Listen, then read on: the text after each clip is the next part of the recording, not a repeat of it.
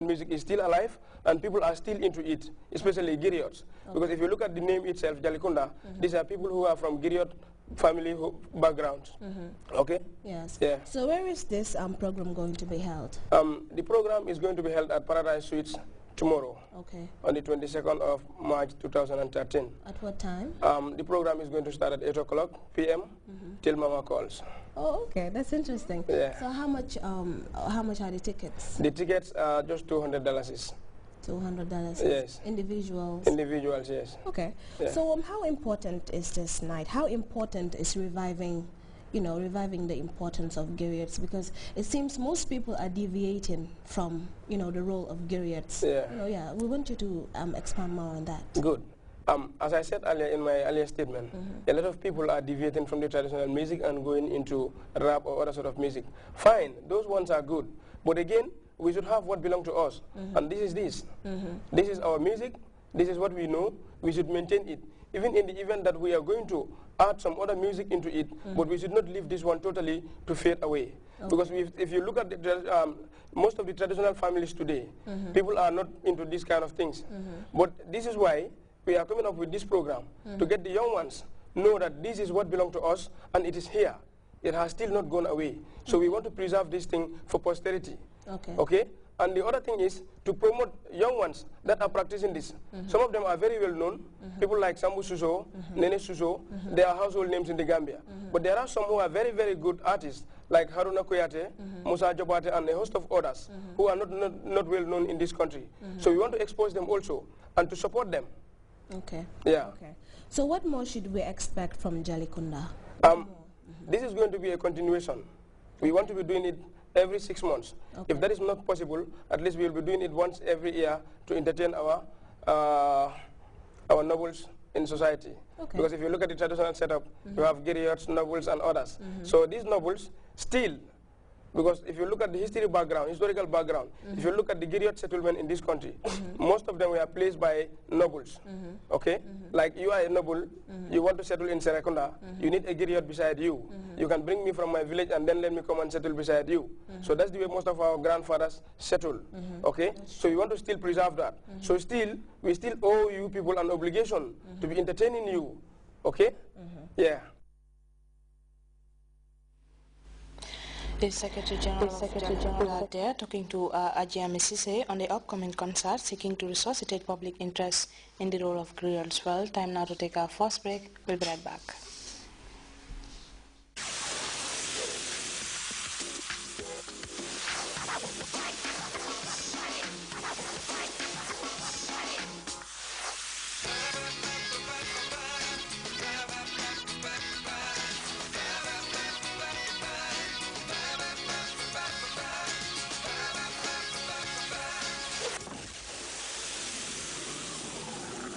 Lucozade Energy, energizing Gambia. KGI Fashion Shop, Standard Chartered House, now brings you the very best ladies' lingerie, dress and tops, fashion jewelry, house curtains, ladies' wigs and mesh, ladies' shoes and matching bags, incense, coats and blazers for ladies, and much, much more. Wonderful men's fashion, including men's shirts and trousers. The best prices in town at KGI Fashion Shop. Go to KGI Fashion Shop.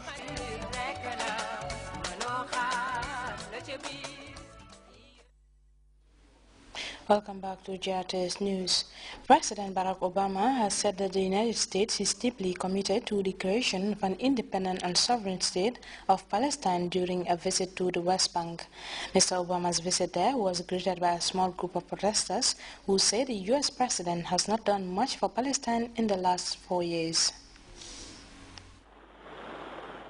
Barack Obama flew by helicopter to Ramallah on Thursday for the Palestinian part of his Middle East tour. A visit marked by a certain disappointment here. There was no peace plan in the U.S. president's suitcase, even though he insisted that the possibility of a two-state solution continued to exist. The United States is deeply committed to the creation of an independent and sovereign state of Palestine.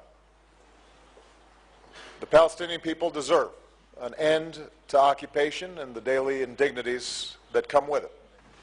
And he added that Israeli settlement activity did not help make progress on the peace front. But all this was not enough to convince the Palestinians. On the streets, there is little room for optimism. Obama failed to live up to expectations that he could deliver them a state.